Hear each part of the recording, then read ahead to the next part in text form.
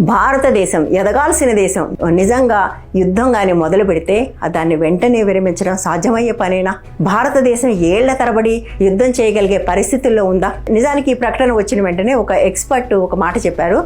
భారత్ ఒక మంచి నిర్ణయం తీసుకుంది. They have chosen development over conflict అని. అంటే భారతదేశం ముందున్న గోల్ వికసిత భారత్ సాధించాలంటే భారతదేశం ఇప్పుడు యుద్ధంలోకి వెళ్ళకూడదు. యుద్ధంలోకి వెళ్తే యుద్ధం చేస్తున్న దేశంలోకి బయట నుంచి వచ్చే అన్ని పెట్టుబడులు ఆగిపోతాయి.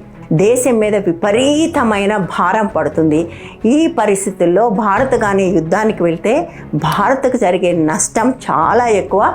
కాబట్టే భారత్ ఈ తెలివైన నిర్ణయం తీసుకుంది అని ఒక ఆర్మీ ఎక్స్పర్ట్ నేను ఆల్ ఇండియా రేడియోలో మాట్లాడుతుంటే విన్నాను. కాబట్టి భారత ప్రభుత్వం భేషజాలకు పోకుండా ఒక సరైన నిర్ణయం తీసుకుంది అని నాకైతే అనిపిస్తుంది. అందరం ఇది స్వాగతించాల్సిన నిర్ణయం.